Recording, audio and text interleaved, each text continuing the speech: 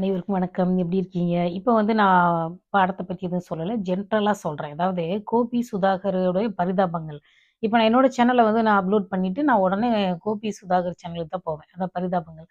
Comedy. ஆம் ரொம்ப நல்லாருக்கும். ஆனா, நீங்க ஒரு விஷயத்த கரெக்ட்டா கவனிச்சீங்களா? அதிமுகவோட ஆட்சி காலத்துல அவங்க எவ்ளோ வீடியோ போட்டாங்க தெரியுமா? அதாவது இபிஎஸ், ஓபிஎஸ் அப்புறம் செல்லூர் ராஜு அவரெல்லாம் அவ்ளோ காமெடி பண்ணிட்டு இருந்தாங்க. அப்போ வந்து அவங்கலாம் வந்து கோவப்படவே மாட்டாங்க. அதிமுககாரங்க ஒரு அ எப்படி சொல்றது? பெரியப்பா, சித்தப்பா மாதிரி. அவங்கள என்ன கேலி பண்ணாலும் கண்டுக்க மாட்டாங்க.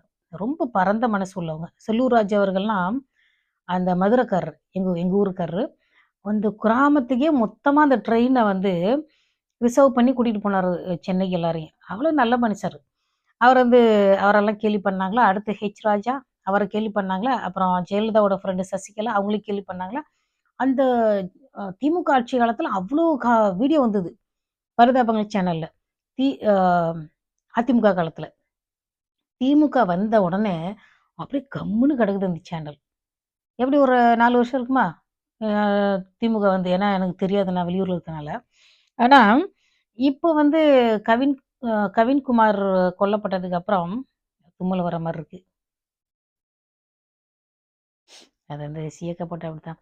அம் கவின்குமார் கொல்லப்பட்டதுக்கு அப்புறம், இவங்க வந்து வீடியோ போட்டுருக்காங்க. அது ஏன் எனக்கு என்ன கேள்வின்னா, இது எப்படி இவங்க இந்த வீடியோ போட்டாங்கன்னு தான்.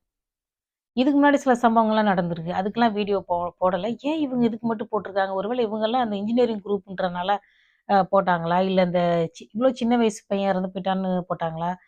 இந்த இதுக்கு முன்னாடி சில பசங்கலாம் இறந்து போயிருக்காங்க. அப்போலாம் வீடியோ பண்ணல. இப்ப இது வந்து நான் அவங்கள குற்றம் சொல்லல. இப்ப வீடியோ போட்டிருக்கிறது வந்து ஏன்னு கேட்கிறேன். இதுக்கு முன்னாடி எத்தனையோ பேர் இறந்து போனப்ப வீடியோ போடல. இதுக்கு மட்டும் அவங்க போடுறாங்கன்னா, அதுக்கு ஏதாவது ஒரு காரணம் இருக்கணும். இப்ப வந்து இவங்களுக்கு திரும்பவும் தைரியம் வந்துருச்சா? அ அடுத்து வந்து 2026ல எலக்ஷன் வரப்போகுது. அதனால வந்து இவங்களுக்கு இப்போ ஒரு தைரியம் வந்துருச்சா? என்னன்னு தெரியல. ஆனா, அ தேனியில இருக்கிற ஒருத்தர் சௌத்ரி தேவர்.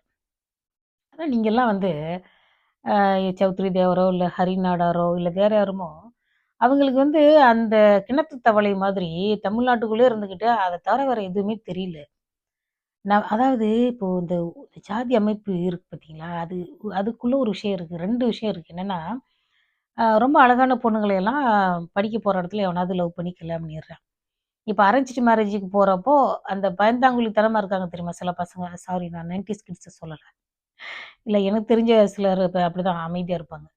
அ அப்படி அமைதி இல்ல அமைதி இல்ல. அவங்கலாம் வந்து தேவையில்லாம பேச மாட்டாங்க. But they express themselves okay.